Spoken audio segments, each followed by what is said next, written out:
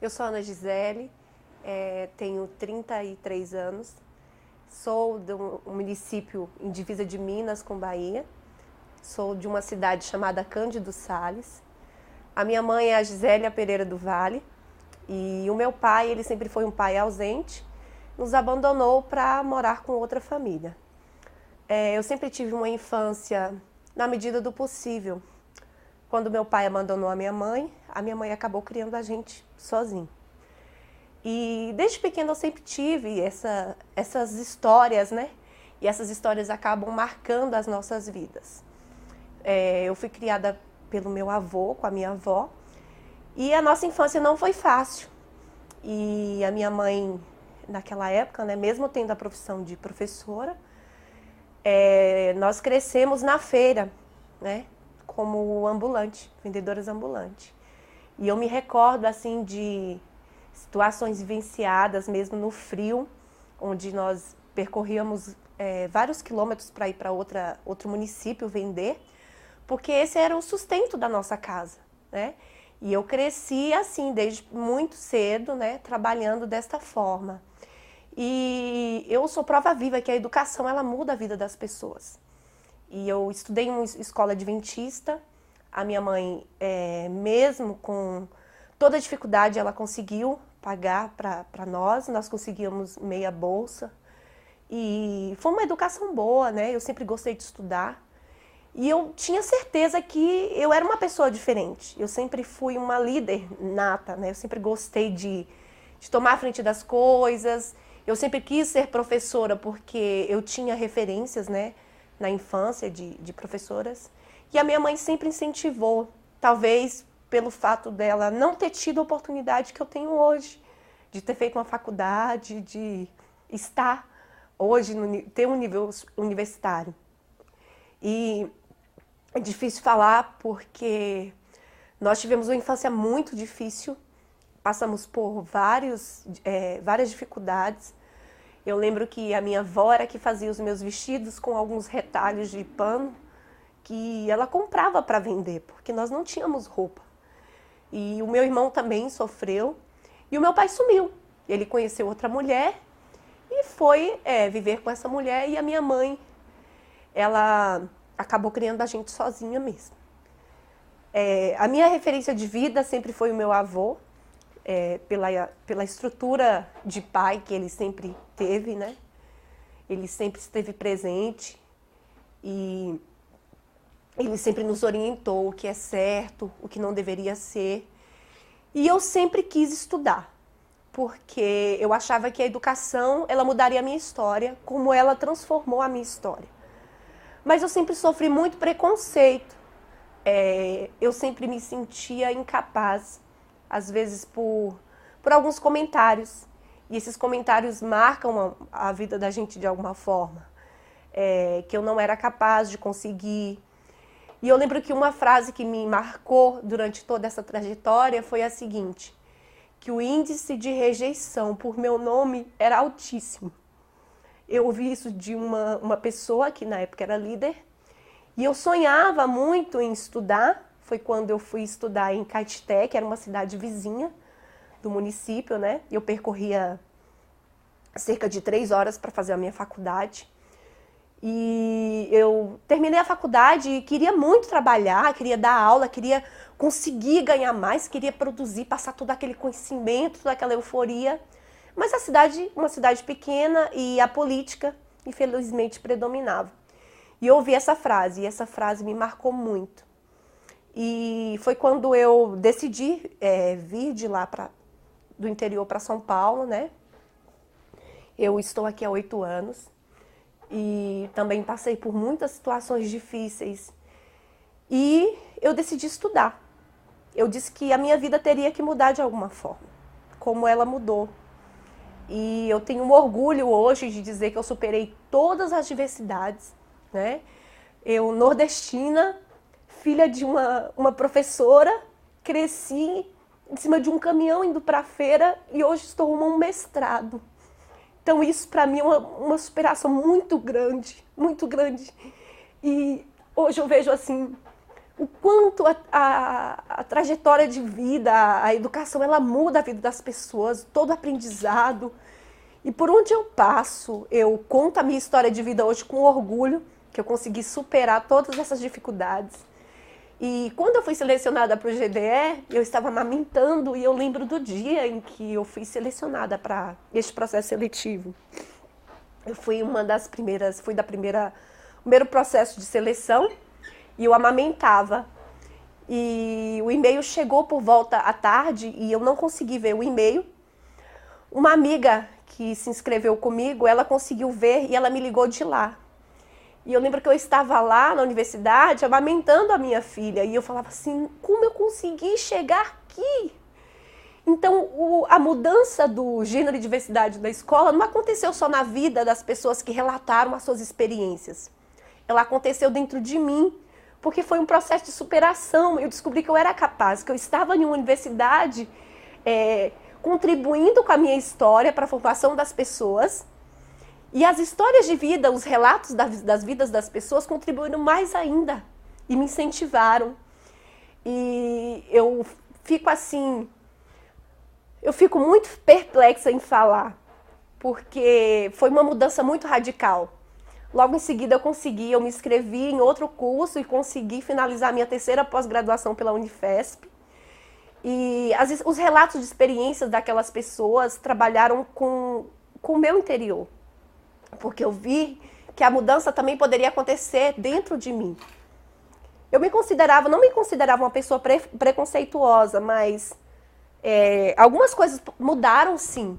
Hoje eu vejo as pessoas com um olhar diferente. As histórias de vida, os acontecimentos, todo o sofrimento, me incentivaram a prosseguir. E hoje eu faço parte de um projeto em que eu trabalho os temas abordados no GDE. Eu trabalho com crianças e com adolescentes que têm dificuldades na questão de aceitar as diferenças, são adolescentes deficientes e que precisam de todo o aprendizado, e eu tenho a possibilidade de estar trabalhando essas diferenças na sala de aula. Conciliar o trabalho com a escola não foi fácil.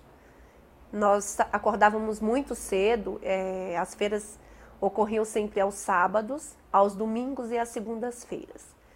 E a minha mãe acordava 2h30, 3 da manhã, e a gente trabalhava, acordava cedo, subia em cima do caminhão, chegávamos de manhã, montava toda aquela estrutura da barraca e nós tínhamos que vender. E quando nós não conseguíamos vender o suficiente, aquilo fazia uma diferença muito grande no sustento da casa, né? E a escola, para mim, eu tenho um aprendizado, assim, eu tenho umas boas recordações da escola, né? Professores bons, mas eu acho que hoje, atualmente, a escola, os professores, eles precisam estar conectados em virtude das diferenças. Porque naquela época, a professora não trabalhava o que era bullying, ou seja, você ouvia palavras que machucavam e ficava por isso mesmo, né? E hoje, como professora, eu tenho este poder de intervir nas ações que os alunos realizam hoje na sala de aula com os outros. A questão de morar em uma cidade de um lugar pequeno e ser conhecida de todo mundo também. O porquê que eu saí de lá depois de todos esses anos dessa trajetória. Lugar pequeno, o que acontece? A renda gira em torno da prefeitura. Se você trabalha para um prefeito e o seu prefeito perdeu, você fica sem emprego. E eu não pude continuar mesmo tendo toda essa vontade de trabalhar, eu cheguei a implantar o CRAS, que era o Centro de Referência de Assistência Social do município. Trabalhei como coordenadora do PET, que era o Programa de Erradicação do Trabalho Infantil. Estruturei todo o programa, mas infelizmente, devido às mudanças políticas, eu tive que me ausentar do município. E eu fiquei desempregada e foi muito difícil. E quando eu olhei, falei, meu Deus, o que vai ser agora? Para onde eu vou? Foi quando essa minha prima, ela me abriu as portas da casa dela. Eu estive aqui, vim para São Paulo, né? E recomecei a minha vida, né, trabalhando, mas também não foi fácil. não foi fácil, suportei grande preconceito, às vezes, da questão de ser nordestina, de falar o sotaque nordestino. Fui muito criticada por professores da rede estadual, onde eu trabalhava, né? Sempre tive esse jeito despojado, de falar com todo mundo. Isso, às vezes, desperta um certo ciúme e uma certa empatia das pessoas, né? Porque as pessoas, elas não são transparentes. E a gente dá o que a gente tem. Se eu sou feliz, eu tenho que passar felicidade para as pessoas. E muitas vezes isso não ocorre no local de trabalho, que é a escola. Os professores, eles trabalham como uma obrigação e fazem daquele local uma obrigação. E isso reflete na vida dos alunos. E eu sofri muito preconceito, sim, pela minha forma de falar, pelo meu sotaque nordestino.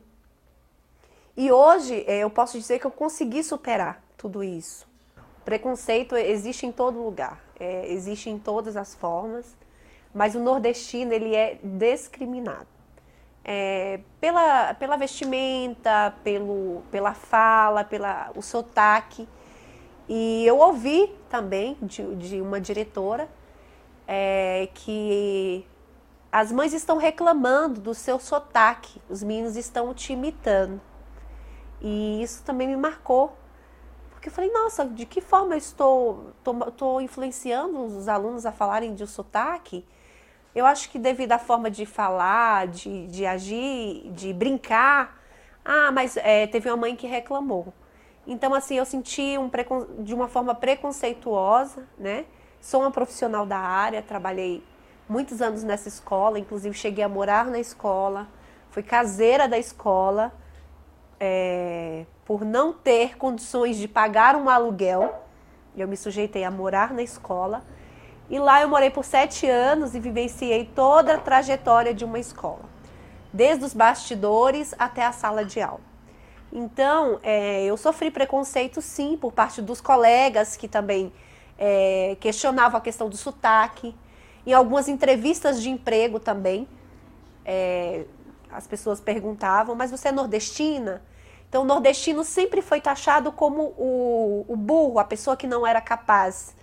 E hoje eu posso mostrar para todas as pessoas que eu sou capaz, que eu posso ser o que eu quiser, e através de toda a educação que eu tive e de todo o esforço.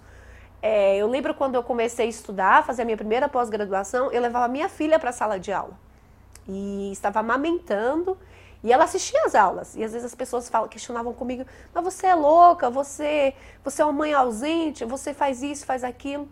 Mas eu faço tudo isso porque eu quero deixar algo melhor para ela. Eu não quero que a minha filha passe todas as dificuldades que eu passei. E ela vai crescer e um dia ela vai entender que apenas a educação ela transforma a vida das pessoas, né? E hoje eu tenho orgulho, a minha família tem orgulho. E eu fico muito feliz hoje de poder passar para os meus alunos hoje que toda a minha trajetória de vida, que todo o preconceito que eu passei. Hoje, atualmente, eu trabalho com adolescentes que fazem parte de um projeto de inclusão social. Eles estão em busca de um primeiro emprego. E para mim tem sido uma conquista compartilhar todas essas histórias de diversidade, de superação, de respeito, do bullying com eles. E incentivá-los a não passar por tudo isso e a respeitar o próximo, aceitar as diferenças, a entender que o outro é diferente, mas que ele faz parte da minha trajetória de vida. Então eu devo respeitá-lo. Eu devo contribuir para que o futuro dele seja melhor ainda do que o meu. E eu tenho essa missão. Eu posso passar todo o conteúdo, mas se eu não tiver o amor que eu possa transmitir para eles, vai ser tudo em vão. E hoje, o que ocorre hoje nas salas de aula? Relatos, os impactos da violência, todos são voltados às questões da diversidade. Todos estão voltados à questão do preconceito. E às vezes são brincadeiras bobas que acabam marcando a vida das pessoas, como marcaram a minha e marcaram a vida de muita gente. E essa superação vem com o tempo, mas ela deixa marcas. Hoje eu tenho uma família, graças a Deus eu tenho uma família estruturada, eu tenho meu esposo, tenho a minha filha. E eu gosto de estudar, vou continuar estudando e vou continuar defendendo as opções sexuais das pessoas. Tenho vários amigos homossexuais. Às vezes até questionam comigo, mas por que você compra a briga de fulano? Por que você fala que fulano é a opção de fulano, você defende fulano? Porque as pessoas podem ser o que elas querem. Eu preciso respeitar o outro, eu preciso saber trabalhar a diferença do outro. Eu preciso entender que o outro é ser humano, respeitar os direitos dele como profissional. E eu noto que a escola deixa a desejar nesse aspecto. O GDL trouxe um aprendizado muito grande através do conteúdo em si e também dos encontros. Inclusive, em um dos encontros presenciais, eu tive a oportunidade de reencontrar uma amiga de muitos anos, que hoje ela executa um trabalho de conscientização também, ela é cadeirante, né? E tem uma trajetória de vida marcante por toda a história que ela passou. E o recado que eu deixo a todos não desista dos sonhos, não desista, acredite em você. Talvez muitas pessoas duvidaram de mim, ou me humilharam, ou por alguma outra maneira olharam de uma forma crítica.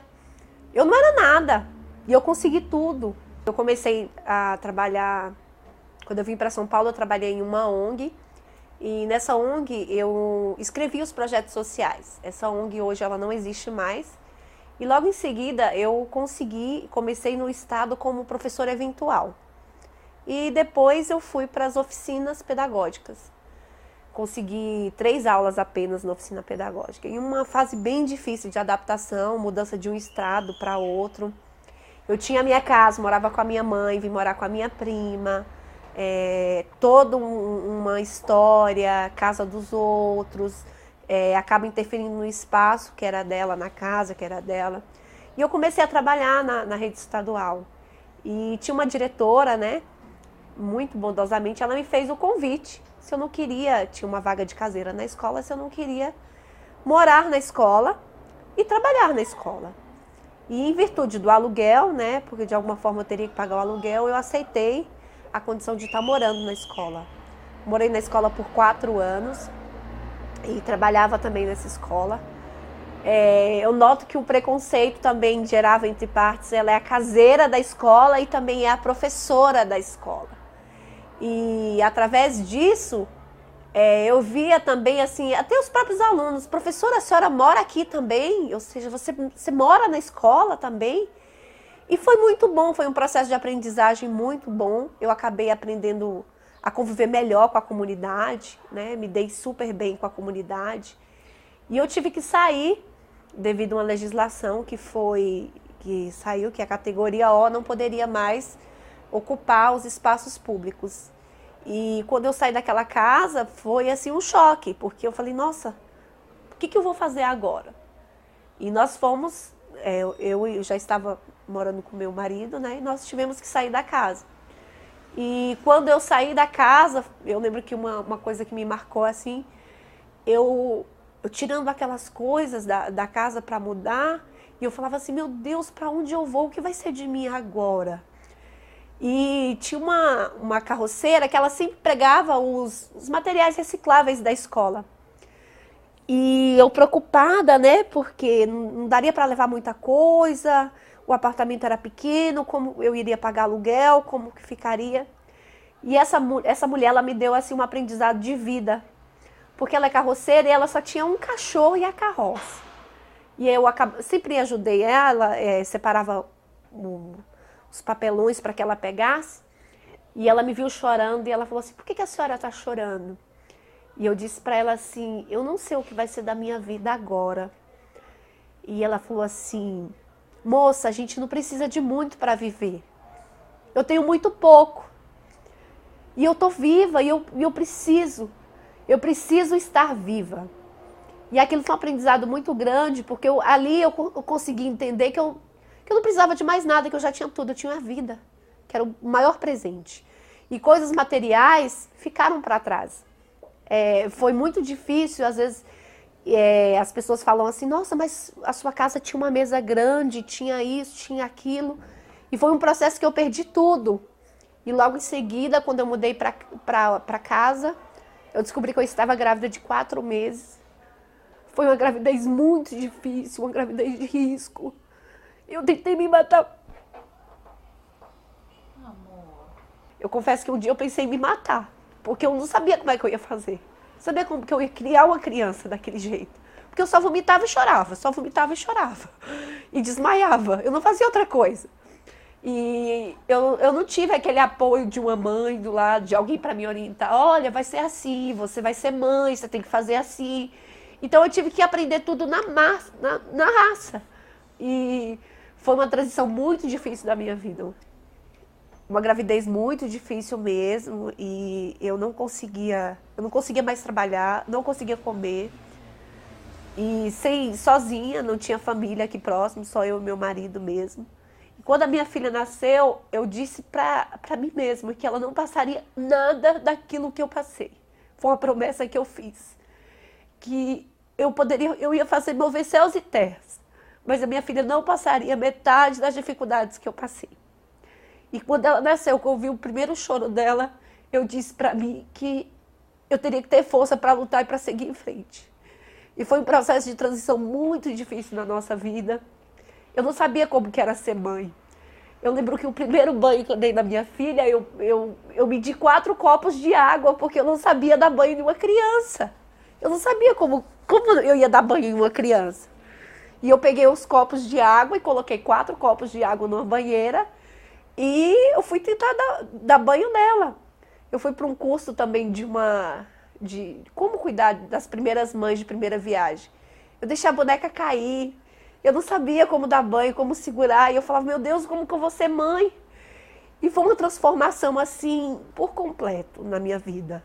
Eu aprendi a ser mãe, eu sou super protetora. Sempre fui durona com os alunos. A minha filha já é tudo diferente. E por ela foi que eu decidi estudar.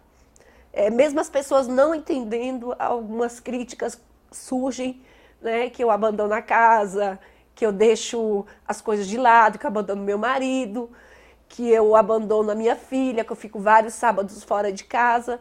Mas eu tô correndo atrás porque eu sei que lá na frente ela vai entender um dia que tudo que eu tô passando, tudo que eu passei, é pro bem dela. Eu sei que um dia ela vai estar vendo esse documentário, vai estar mostrando, vai estar rindo, vai estar chorando, mas ela vai entender que é pro bem dela. Quando eu recebi o e-mail que eu faria parte como tutora do GDE, uma palavra muito assim, eu tenho o maior mérito, o maior orgulho de dizer isso.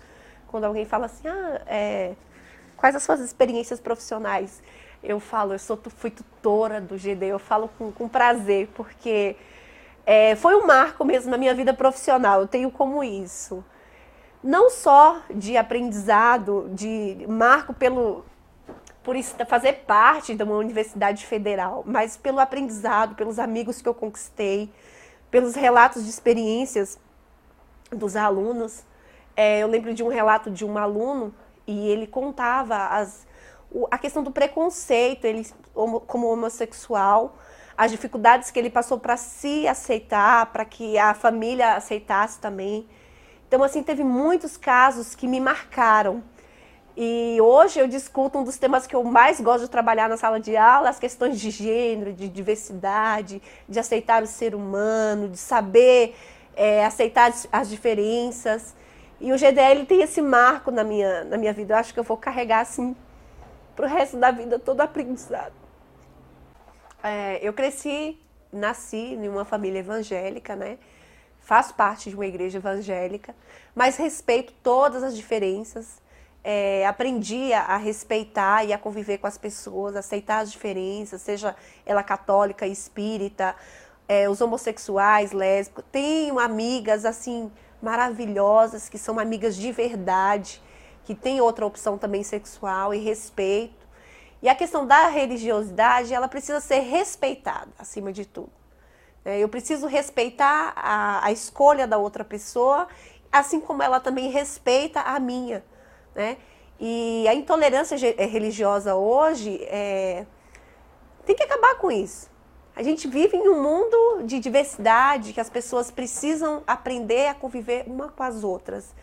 Essa é a missão. E depois do GDE eu acabei virando assim, uma militante dos direitos humanos. Quando eu vejo algum caso de homofobia, eu acabo intervindo de alguma forma, seja em rede social ou não, porque por trás de toda história, de todo preconceito, tem uma marca que fica na pessoa, né? Esse alguém, ele fica com aquela marca, seja ela de preconceito racial, seja ela de preconceito homofóbico. E é inadmissível hoje, em pleno século XXI, as pessoas não aceitarem as diferenças. A pessoa não entender que o outro, pela opção sexual que ele tem, ele é ser humano como eu, né? Futuramente ele pode ser um professor que vai estar na sala de aula trabalhando com a minha filha, dando aula futuramente para minha filha. E a gente não sabe, a gente não pode prever o futuro. Nós devemos aceitar e dar continuidade sempre com esse processo de crescimento, de educação, porque apenas educação, eu finalizo a minha fala com apenas a educação, ela transforma a vida das pessoas. E hoje, nas escolas, falta amor e falta conscientização por parte dos professores. É difícil, às vezes, lidar com um aluno que tem uma diferença, que é homofóbico, que ele tem uma opção sexual diferente. Eu não preciso repreender, eu preciso aceitar apenas para que eu possa trabalhar de uma forma melhor. E eu finalizo a minha fala deixando um recado, que por todas as diversidades da minha trajetória que eu passei, todos os desafios, valeu a pena ter chegado até aqui, ter conseguido tudo. Eu brinco que hoje eu me sinto a tal. É uma nordestina, feirante, discriminada, arruma um mestrado. Eu tenho maior orgulho mesmo de dizer que eu consegui chegar aqui. E as pessoas precisam acreditar nelas, porque elas também vão conseguir chegar aqui.